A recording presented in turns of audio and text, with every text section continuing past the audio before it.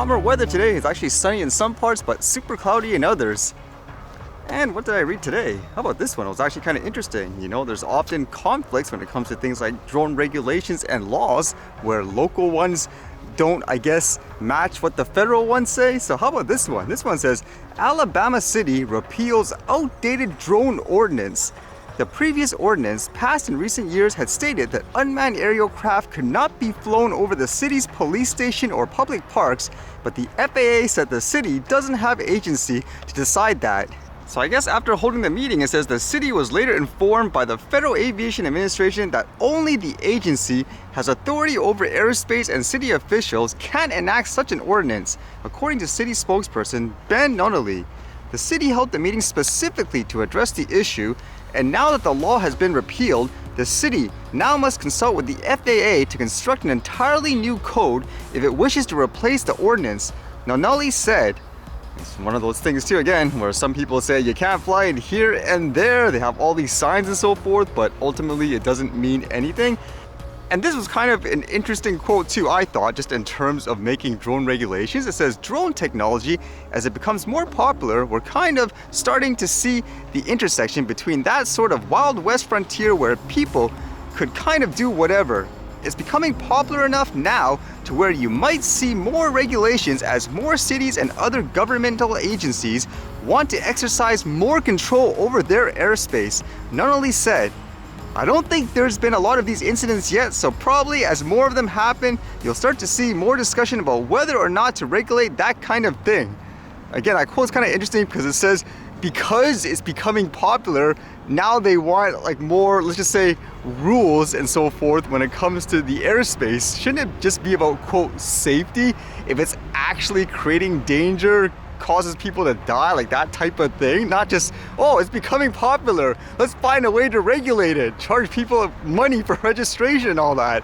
I don't know, that sounds kind of weird to me, isn't it? And then I was reading this one where apparently people made an AI drone racer beat an actual human drone racer. This one says, AI finally beats human at a real-life sport, drone racing. For the first time, an AI pilot has beaten champion-level humans at drone racing. Until now, the lightning reflexes, quick decision-making, and complex planning required to race around a track at the standard of elite human racers has proved insurmountable for artificial intelligences. But this new system, called Swift, combines the simulation training that has allowed other AIs to triumph at chess or video games with onboard sensors and computation to outrace its human opponents in the real world.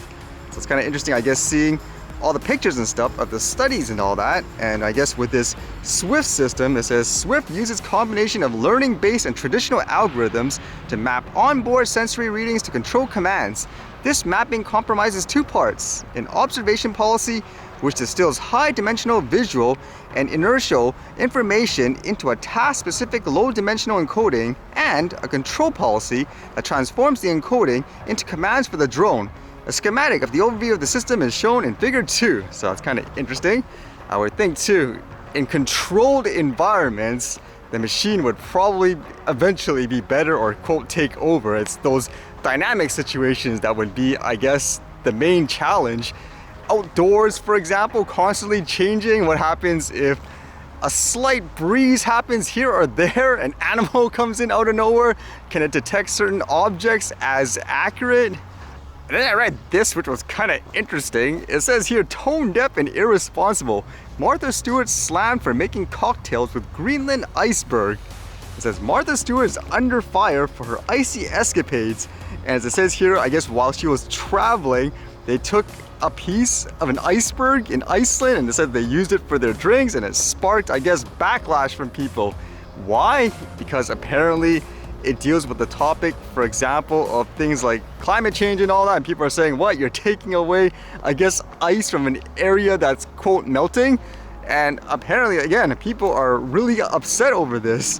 It says commenters were quick to point out the problem with their post, with one person writing, Martha, the ice caps are melting. Don't put them in your drink. Global warming and melting ice caps, but we need glacier ice for cocktails. Talk about tone deaf, said another. So what would you think in this case? Would you think it's, I guess, justified to criticize her for that, saying, I guess, you're, quote, harming the environment, leave it as it is? Or would you say it's a little over the top, because I would imagine ice, like in this context, is no different than people, let's just say, I don't know, taking water from a stream or something like that and drinking it. That's what I would think anyways.